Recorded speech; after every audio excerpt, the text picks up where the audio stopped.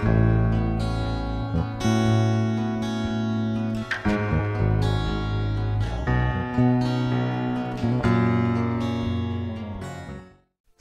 kasih Kristus memberkati kita. Kita jumpa lagi di gerakan membaca Alkitab dalam 365 hari. Jadikanlah firman Tuhan sebagai sulu abadi dalam perjalanan hidup kita. Dan karena itu kita akan baca firman Tuhan. Sebelum membaca, mari berdoa. Ya Bapa, kami butuh tuntunan kuasa Roh Kudus yang akan menuntun dalam membaca bagian firman-Mu.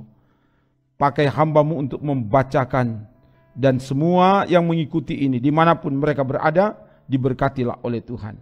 Ke dalam kuasa-Mu hamba serahkan, dalam nama Tuhan Yesus. Haleluya, amin. Kita ada di hari ke 148, dan di hari ke 148 ini kita membaca dari kitab Ester pasal 6 sampai pasal 10. Begini dikatakan, pada malam itu juga raja tidak dapat tidur, maka bertitalah Baginda membawa kitab pencatatan sejarah, lalu dibacakan di hadapan raja. Dan di situ didapati suatu catatan tentang Mordekai yang pernah memberitahukan bahwa Bigtan dan Teres, dua orang sida-sida raja yang termasuk golongan penjaga pintu, telah berikhtiar membunuh Raja Ahasweros. Maka bertanyalah raja, kehormatan dan kebesaran apakah yang dianugerahkan kepada Mordekai oleh sebab perkara itu? Jawab para biduanda raja yang bertugas pada Baginda, kepadanya tidak dianugerahkan suatu apapun. Maka bertanyalah raja, siapakah itu yang ada di pelataran? Pada waktu itu Haman baru datang di pelataran luar istana raja untuk memberitahukan kepada Baginda bahwa ia hendak menyulahkan Mordekai pada tiang yang sudah didirikannya untuk dia. Lalu jawab para biduanda raja kepada Baginda, itulah Haman, ia berdiri di pelataran, maka titah raja, suruhlah dia masuk. Setelah Haman masuk, bertanyalah raja kepadanya, apakah yang harus dilakukan kepada orang yang raja berkenan menghormatinya? Kata Haman dalam hatinya, kepada siapa lagi raja berkenan menganugerahkan kehormatan lebih dari kepadaku? Oleh karena itu jawab Haman kepada raja mengenai orang yang raja berkenan menghormatinya, hendaklah diambil pakaian kerajaan yang biasa dipakai oleh raja sendiri, dan lagi kuda yang biasa dikendarai oleh raja sendiri, dan yang diberi mahkota kerajaan di kepalanya. Dan hendaklah diserahkan pakaian dan kuda itu ke tangan seorang dari antara para pembesar raja, orang-orang bangsawan. Lalu hendaklah pakaian itu dikenakan kepada orang yang raja berkenan menghormatinya. Kemudian hendaklah ia diarak dengan mengendarai kuda itu melalui lapangan kota, sedang orang berseru-seru di depannya. Beginilah dilakukan kepada orang yang raja berkenan menghormatinya. Maka titah raja kepada Haman, segera ambillah pakaian dan kuda itu seperti yang kau katakan itu, dan lakukanlah demikian kepada Mordekai, orang Yahudi yang duduk di pintu gerbang istana. Sepatah kata pun janganlah kau lalaikan daripada segala yang kau katakan itu. Lalu Haman mengambil pakaian dan kuda itu, dan dikenakannya pakaian itu kepada Mordekai. Kemudian diaraknya Mordekai melalui lapangan kota itu, sedang ia menyerukan di depannya, beginilah dilakukan kepada orang yang raja berkenan menghormatinya. Kemudian kembalilah Mordekai ke pintu gerbang istana raja, tetapi Haman bergesa-gesa pulang ke rumahnya dengan sedih hatinya dan berselubung kepalanya. Dan Haman menceritakan kepada Zeres istrinya dan kepada semua sahabatnya apa yang dialaminya. Maka kata para orang arif bijaksana dan Zeres istrinya kepadanya, jikalau Mordekai yang di depannya engkau sudah mulai jatuh adalah keturunan Yahudi, maka engkau tidak akan sanggup melawan dia. Malahan engkau akan jatuh benar-benar di depannya. Selagi mereka itu bercakap-cakap dengan dia, datanglah sida-sida raja, lalu mengantarkan Haman dengan segera ke perjamuan yang diadakan oleh Ester. Datanglah raja dengan Haman untuk dijamu oleh Ester sang ratu. Pada hari yang kedua itu, sementara minum anggur, bertanyalah pula raja kepada Ester, apakah permintaanmu, hai Ratu Ester? Niscaya akan dikabulkan. Dan apakah keinginanmu, sampai setengah kerajaan sekalipun akan dipenuhi? Maka jawab Ester sang ratu, ya raja, jikalau hamba mendapat kasih raja, dan jikalau baik pada pemandangan raja, karuniakanlah kiranya kepada hamba nyawa hamba atas permintaan hamba, dan bangsa hamba atas keinginan hamba. Karena kami, hamba serta bangsa hamba telah terjual untuk dipunahkan, dibunuh dan dibinasakan. Jikalau seandainya kami hanya dijual dengan budak laki-laki dan perempuan, niscaya hamba akan berdiam diri. Tetapi malapetaka ini tiada taranya di antara bencana yang menimpa raja. Maka bertanyalah Raja Ahasiweros kepada Ester sang ratu, siapakah orang itu dan di manakah dia yang hatinya mengandung niat akan berbuat demikian? Lalu jawab Ester, penganiaya dan musuh itu ialah Haman, orang jahat ini. Maka Haman pun sangatlah ketakutan di hadapan raja dan ratu. Lalu bangkitlah raja dengan panas hatinya daripada minum anggur dan keluar ke taman istana. Akan tetapi Haman masih tinggal untuk memohon nyawanya kepada Ester sang ratu, karena ia melihat bahwa telah putus niat raja untuk mendatangkan celaka kepadanya. Ketika raja kembali dari taman istana ke dalam ruangan minum anggur, maka Haman berlutut pada katil tempat Ester berbaring. Maka tita raja, masih jugakah ia hendak menggagahi sang ratu di dalam istanaku sendiri? Tatkala tita raja itu keluar dari mulutnya, maka diselubungi oranglah muka Haman. Sembah Harbona, salah seorang sida-sida yang di hadapan raja, lagi pula tiang yang dibuat Haman untuk Mordekai. Orang yang menyelamatkan raja dengan pemberitahuannya itu telah berdiri di dekat rumah Haman, 50 hasta tingginya. Lagi tita raja, sulahkan dia pada tiang itu. Kemudian Haman disulahkan pada tiang yang didirikannya untuk Mordekai. Maka surutlah panas hati raja.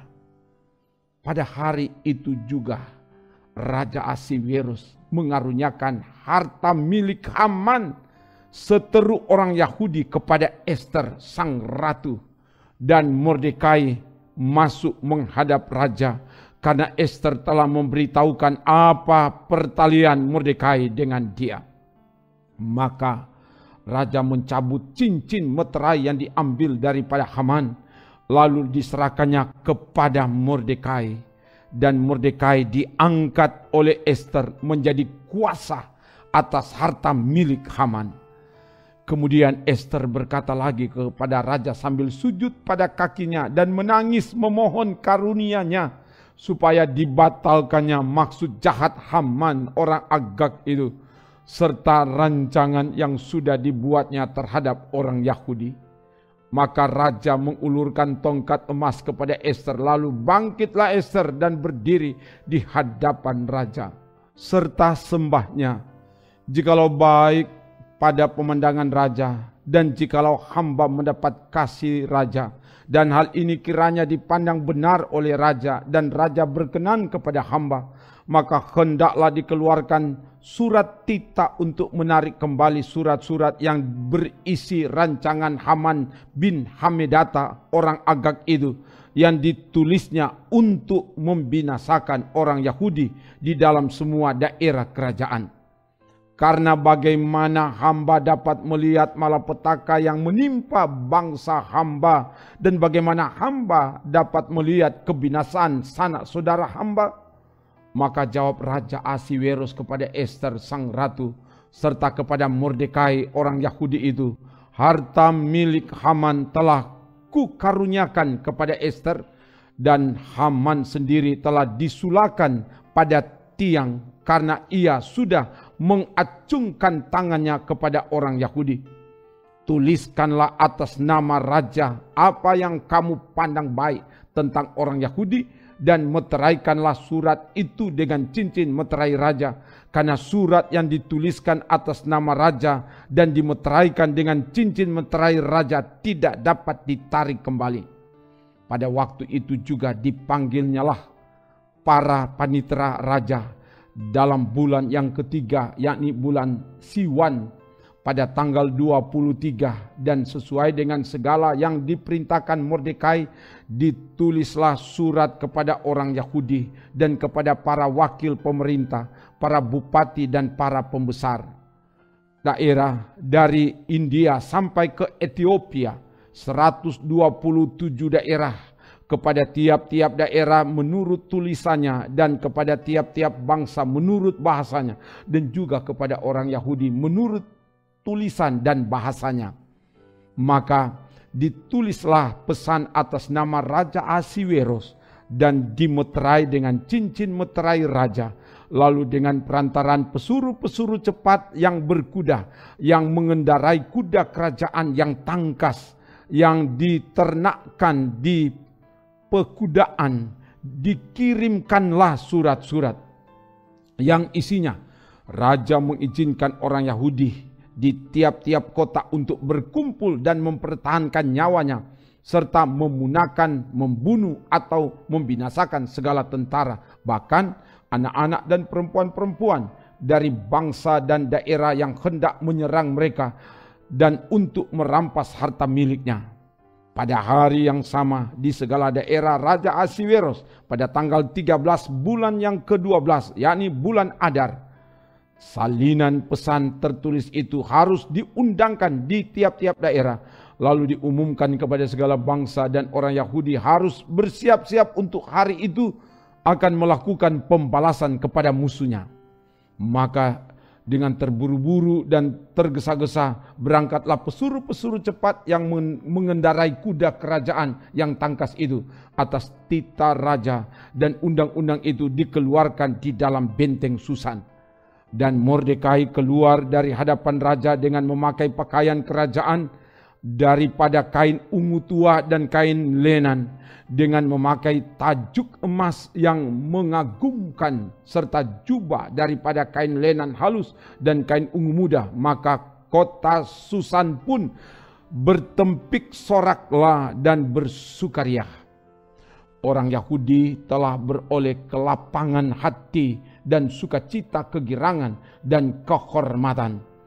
Demikian juga di tiap-tiap daerah dan di tiap-tiap kota, di tempat manapun tita dan undang-undang raja telah sampai, ada sukacita dan kegirangan di antara orang Yahudi, dan perjamuan serta hari gembira, dan lagi banyak dari antara rakyat negeri itu masuk Yahudi, karena mereka ditimpa ketakutan kepada orang Yahudi. Dalam bulan yang ke-12, yakni bulan Adar, pada hari yang ke-13, ketika tita serta undang-undang raja akan dilaksanakan, pada hari musuh-musuh orang Yahudi berharap mengalahkan orang Yahudi, terjadilah yang sebaliknya. Orang Yahudi mengalahkan pembenci-pembenci mereka. Maka berkumpullah orang Yahudi di dalam kota-kotanya di seluruh daerah Raja Ahasiweros untuk membunuh orang-orang yang berikhtiar mencelakakan mereka. Dan tiada seorang pun tahan menghadapi mereka, karena ketakutan kepada orang Yahudi telah menimpa segala bangsa itu. Dan semua pembesar daerah dan wakil pemerintahan dan bupati serta pejabat kerajaan menyokong orang Yahudi, karena ketakutan kepada Mordekai telah menimpa mereka. Sebab Mordekai besar kekuasaannya di dalam istana raja, dan tersiarlah berita tentang dia ke segenap daerah, karena Mordekai itu bertambah-tambah besar kekuasaannya. Maka orang Yahudi mengalahkan semua musuhnya, mereka memukulnya dengan pedang, membunuh dan membinasakannya. Mereka berbuat sekehendak hatinya terhadap pembenci-pembenci mereka. Di dalam benteng Susan saja orang Yahudi membunuh dan membinasakan 500 orang. Juga Parsandata, Dalfon, Aspata, Porata, Adalia, Aridata, Parmasta, Arisai, Aridai, dan Waisata. Ke-10 anak laki-laki Haman bin Hamedata, seteru orang Yahudi, dibunuh oleh mereka. Tetapi kepada barang rampasan tidaklah mereka mengulurkan tangan.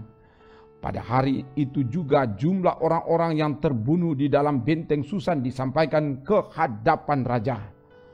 Lalu titah raja kepada Ester sang ratu, di dalam benteng Susan saja orang Yahudi telah membunuh dan membinasakan 500 orang beserta ke-10 anak Haman. Di daerah-daerah kerajaan yang lain, entahlah apa yang diperbuat mereka. Dan apakah permintaanmu sekarang? Niscaya akan dikabulkan. Dan apakah keinginanmu lagi? Niscaya dipenuhi. Lalu jawab Ester, jikalau baik pada pemandangan raja, izinkanlah kiranya kepada orang Yahudi yang di Susan untuk berbuat besok pun sesuai dengan undang-undang untuk hari ini. Dan ke-10 anak Haman itu hendaklah disulahkan pada tiang. Raja pun menitahkan berbuat demikian, maka undang-undang itu dikeluarkan di Susan, dan ke-10 anak Haman disulahkan orang. Jadi berkumpullah orang Yahudi yang di Susan pada hari yang ke-14 bulan Adar juga, dan dibunuhnyalah di Susan 300 orang. Tetapi kepada barang rampasan tidaklah mereka mengulurkan tangan. Orang Yahudi yang lain yang ada di dalam daerah kerajaan berkumpul dan mempertahankan nyawanya serta mendapat keamanan terhadap musuhnya. Mereka membunuh 75.000 orang di antara pembenci-pembenci mereka. Tetapi kepada barang rampasan tidaklah mereka mengulurkan tangan.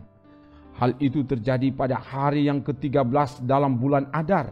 Pada hari yang ke-14 berhentilah mereka, dan hari itu dijadikan mereka hari perjamuan dan sukacita. Akan tetapi orang Yahudi yang di Susan berkumpul, baik pada hari yang ke-13, baik pada hari yang ke-14 dalam bulan itu. Lalu berhentilah mereka pada hari yang ke-15, dan hari itu dijadikan mereka hari perjamuan dan sukacita. Oleh sebab itu orang Yahudi yang di pedusunan, yakni yang diam di perkampungan, merayakan hari yang ke-14 bulan Adar itu sebagai hari sukacita dan hari perjamuan, dan sebagai hari gembira untuk antar mengantar makanan.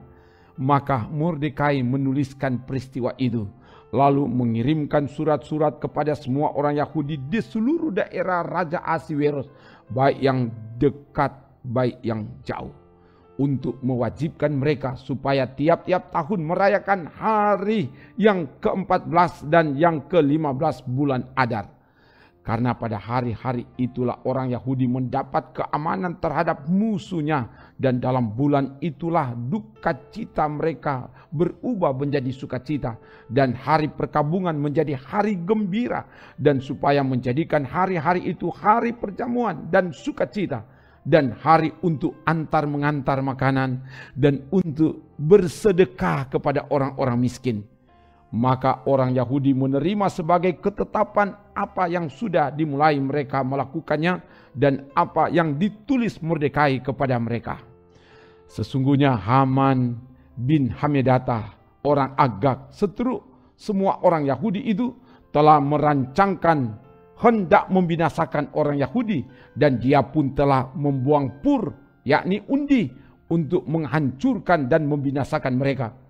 Akan tetapi ketika hal itu disampaikan ke hadapan raja, maka dititahkannyalah dengan surat supaya rancangan jahat yang dibuat Haman terhadap orang Yahudi itu dibalikkan ke atas kepalanya. Maka Haman beserta anak-anaknya disulahkan pada tiang.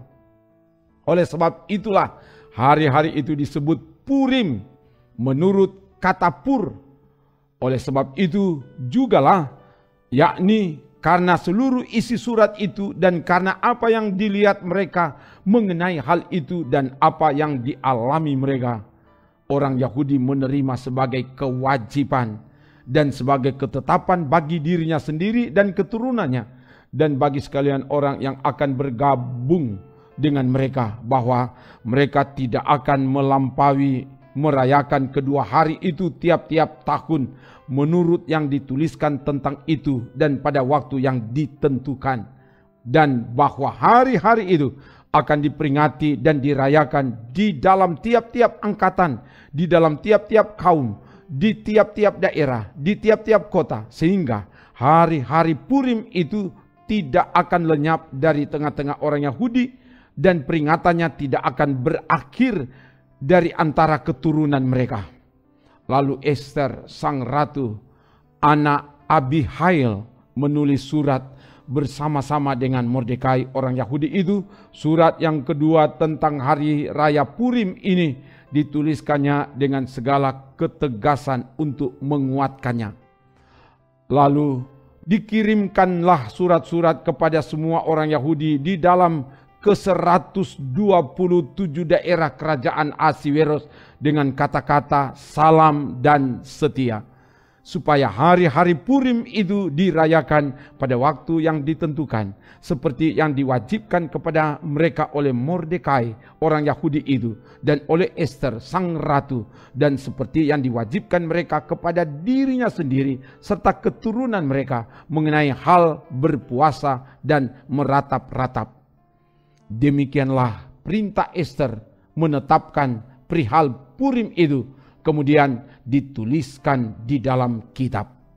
Maka Raja Ahasiweros mengenakan upeti atas negeri dan daerah-daerah pesisir juga. Segala perbuatannya yang hebat serta gagah dan pemberitaan yang seksama tentang kebesaran yang dikaruniakan raja kepada Mordekai, bukankah semuanya itu tertulis di dalam kitab sejarah raja-raja Media dan Persia? Karena Mordekai orang Yahudi itu menjadi orang kedua di bawah Raja Ahasiweros, dan ia dihormati oleh orang Yahudi serta disukai oleh banyak sanak saudaranya, sebab ia mengikhtiarkan yang baik bagi bangsanya dan berbicara untuk keselamatan bagi semua orang sebangsanya. Demikian firman Tuhan. Mari berdoa. Terima kasih Bapa oleh pertolongan-Mu. Firman Tuhan telah dapat dibacakan dari dalam Alkitab, dan oleh sebab itu biarlah kebenaran firman ini terpatri di loh hati kepada semua yang mengikuti bacaan firman ini, dan mampukan kami untuk taat setia melakukan firman, sehingga firman Tuhan menjadi kekuatan, menjadi suluh abadi dalam jalan hidup ini. Diberkati semuanya dengan taat setia mengikuti bacaan firman dari Alkitab di gerakan membaca Alkitab dalam 365 hari ini. Terpuji namamu Bapa, ini doa kami dalam nama Tuhan Yesus. Haleluya, amin. Demikian bacaan firman dari Alkitab. Tuhan Allah oleh kasih sayangnya akan terus menjagai, menolong, dan memberkati saudara bersama keluarga saudara kini dan seterusnya. Amin. Trims.